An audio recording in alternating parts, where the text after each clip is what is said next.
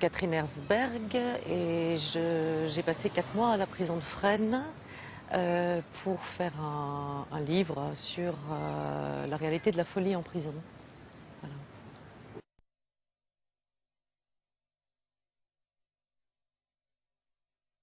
Aujourd'hui, on trouve effectivement énormément de malades mentaux en prison. Alors il y a une querelle sur les chiffres qui à mon avis, n'est pas très intéressante. Parce que ça ne change rien qu'il y ait 20% de psychotiques en prison, 10% de psychotiques en prison ou même 6%.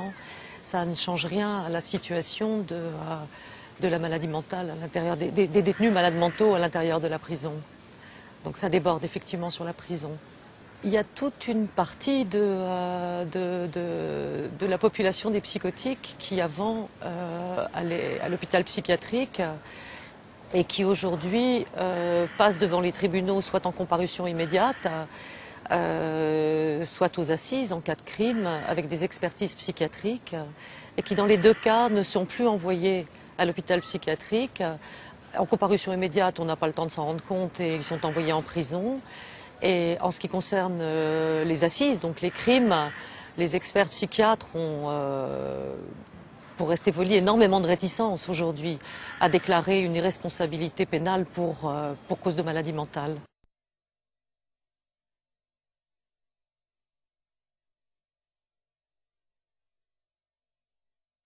Il y a une crise profonde de la psychiatrie qui est aussi liée à un changement de regard de la société sur la folie. C'est-à-dire que je crois que toute société, le rapport à la folie est à chaque fois inscrit et raconte quelque chose de l'état d'une société. C'est pas un hasard si la psychiatrie est née au moment de la Révolution française. C'est pas un hasard si on a voulu gazer les fous sous le nazisme. Ce n'est pas un hasard si l'invention du secteur s'est faite au lendemain de la Seconde Guerre mondiale par des psychiatres qui, pour un grand nombre, avaient été résistants ou déportés. C'est pas un hasard si l'antipsychiatrie et le désaliénisme est né dans les années 70. Et c'est pas un hasard non plus si aujourd'hui on revient à une situation qui est antérieure presque à la prise de la Bastille, c'est-à-dire à une non-séparation du crime et de la folie, c'est-à-dire à la négation même du principe qui a permis au moment de la Révolution française de donner naissance à la psychiatrie. On remet, il y a une négation de la maladie et seul le crime maintenant est pris en compte ou le délit, puisque souvent c'est pas des crimes, c'est des délits.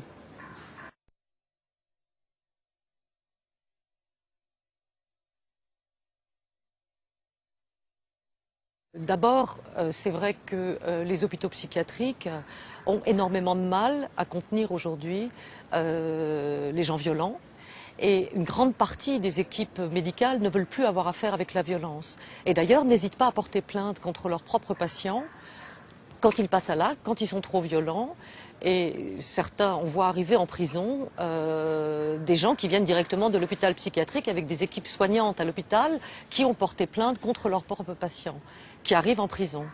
Et puis il y a un deuxième phénomène qui est plus complexe, qui a été... les psychiatres les plus progressistes, à un moment, ont réclamé le droit à la prison pour tous.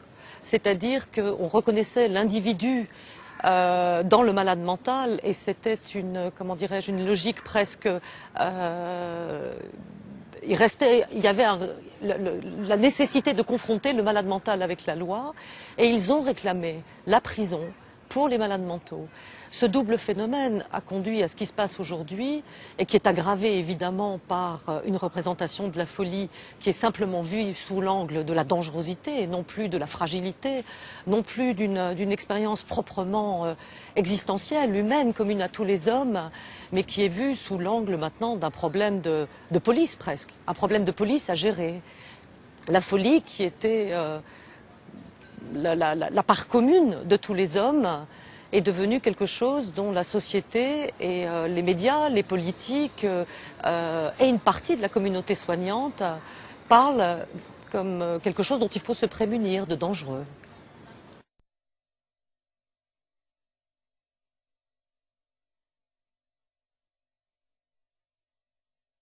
Il y a un double mouvement qui conduit à cette situation d'une présence massive de malades mentaux en prison. Il y a le désaliénisme, qui était une chose effectivement nécessaire, vu l'état de l'asile en France, et qui répondait à des préoccupations humanistes, des préoccupations formidables. Et puis il y a eu un mouvement, comment dirais-je, d'économie drastique, où on a fermé des lits, où avec un manque de médecins, de praticiens hospitaliers à l'hôpital, où les périodes de séjour sont devenues de plus en plus courtes, et où il n'y a plus les moyens. Ces deux mouvements ont conduit effectivement à un abandon, le terme d'abandon est entre guillemets, mais d'une grande partie des malades mentaux, et notamment des malades mentaux les plus violents, dont plus personne ne sait que faire à l'hôpital. Et c'est vrai qu'il y a une partie des soignants qui ne veulent plus s'en occuper, mais il y a aussi une réalité qui fait qu'on ne peut plus s'en occuper. Il n'y a plus les moyens, les durées d'hospitalisation sont de plus en plus courtes, les lits ont fermé, il n'y a pas assez de psychiatres, on manque d'infirmiers, et une grande partie est livrée à eux-mêmes dans la rue, puisque les relais qui existaient avec le secteur, tous les relais associatifs, les relais thérapeutiques, les centres de soins de proximité dans la ville se sont paupérisés. Et une partie de ces gens se retrouvent à la rue, fragilisés à la rue, passent à l'acte et arrivent en prison. Donc on voit bien en prison qu'il y a une espèce de va-et-vient comme ça entre la rue et la prison et la rue et la prison, avec un petit peu de séjour à l'hôpital psychiatrique entre les deux, mais trop bref pour être pris vraiment en charge, avec un retour à la rue et un retour à la prison.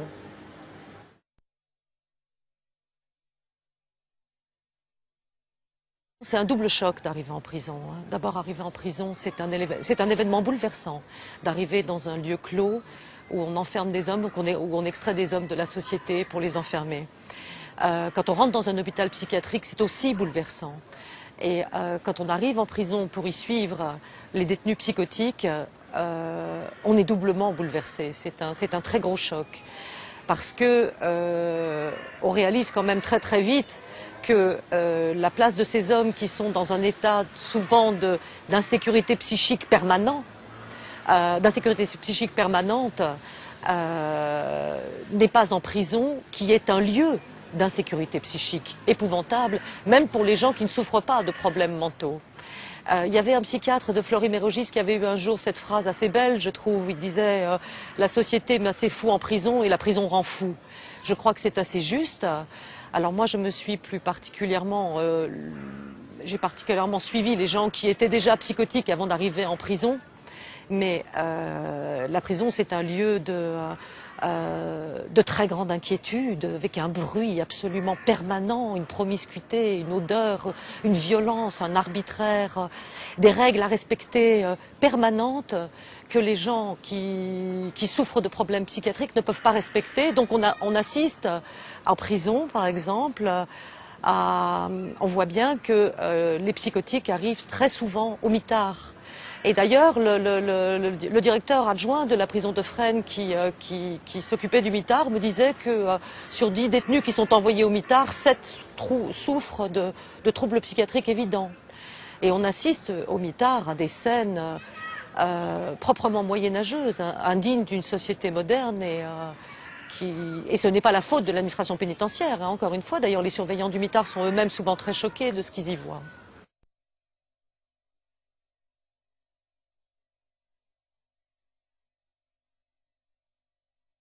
La question économique entre le coût d'une journée de prison et le coût d'une journée à l'hôpital est évidemment importante. Hein. C'est une question importante, la question économique.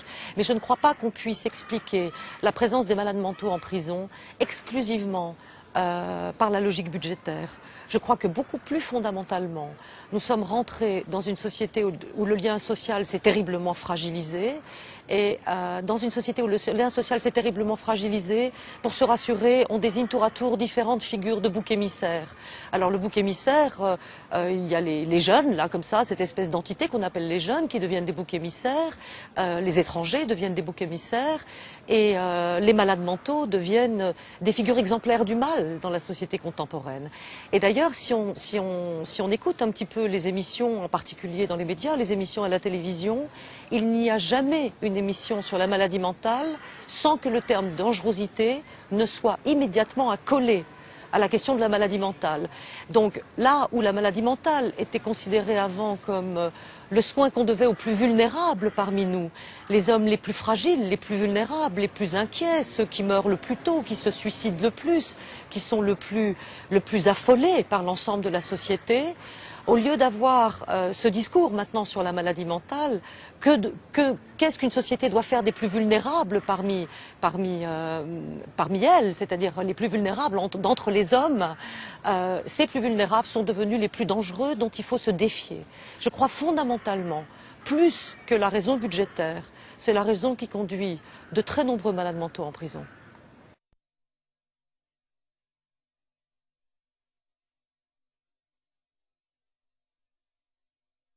Plus l'hôpital psychiatrique s'est vidé, plus la prison s'est remplie de malades mentaux. Hein. Il y a un système de vases communicants comme ça. C'est un lieu de contention, la prison, ça, et pour cause.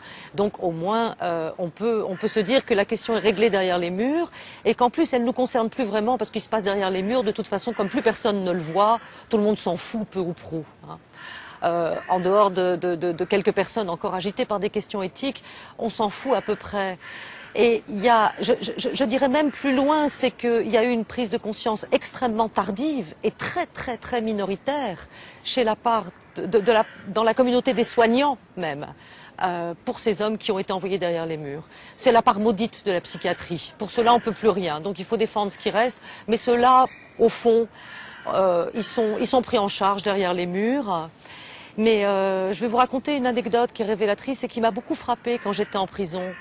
Un jour, on a vu arriver au service psychiatrique de la prison un jeune homme qui venait de passer en comparution immédiate, qui venait très certainement de la rue. Ça a été très difficile à comprendre.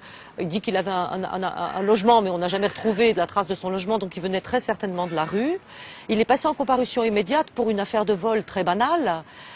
Il a pris 3 mois de prison. Et il est arrivé à la prison, il avait des bêtes dans les oreilles, il s'était crevé un tympan pour retirer les bêtes qu'il avait dans les oreilles, il avait un micro qui poussait dans le ventre, qui l'empêchait d'avancer, il avait une problématique très complexe avec son sexe qu'il avait emballé dans une chaussette et ficelé sur son ventre pour ne violer personne.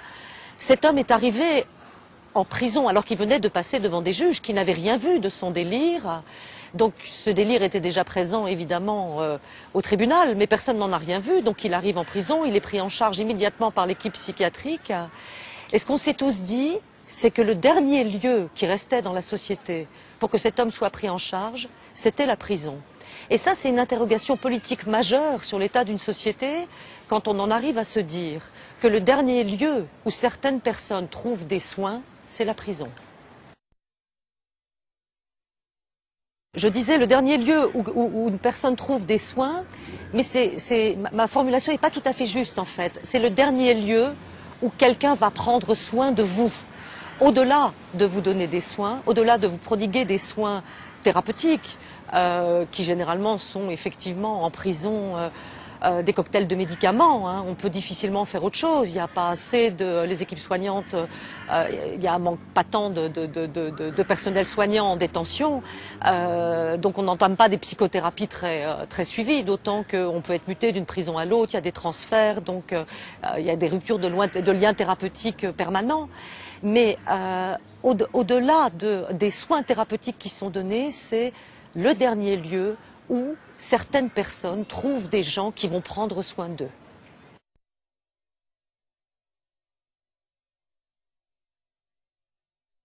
À différents moments, pendant les 4 mois où je suis restée à Fresnes, j'ai rencontré différents interlocuteurs qui tous, j'ai un directeur de la prison, il y a plusieurs directeurs dans la prison, donc un des directeurs de la prison, un travailleur social, un conseiller d'insertion et de probation, un infirmier psychiatrique, et je ne sais plus, un gradé, un surveillant, un gradé, qui ont tous parlé d'une manière ou d'une autre d'élimination, donc de processus d'élimination. Il y en a même un qui m'a dit, au rythme où ça va, alors c'était évidemment un peu exagéré, on finira un jour par rouvrir les chambres à gaz. Alors je ne pense pas évidemment qu'on finira par rouvrir les chambres à gaz. Je crois qu'il y a des éliminations qui ont été des éliminations physiques, et je crois qu'il y a des éliminations douces, si je puis me permettre l'expression douce, c'est un peu un oxymore, une élimination douce, mais c'est un peu à ça auquel on est en train d'assister. Il y a une partie de la population des malades mentaux qu'on est en train d'éliminer effectivement derrière les murs de la prison. Il ne s'agit pas d'une élimination active où on va exterminer les gens, mais il s'agit d'une élimination vis-à-vis du corps social, c'est-à-dire d'un tri opéré dans le corps social entre des gens qui peuvent rester dans le corps social et des gens qu'on sort du corps social. C'est-à-dire qu'on a accepté l'idée de manière très passive, sans même plus s'en rendre compte, qu'on pouvait trier parmi les hommes, en particulier parmi les malades mentaux, entre les bons malades mentaux et les mauvais psychotiques.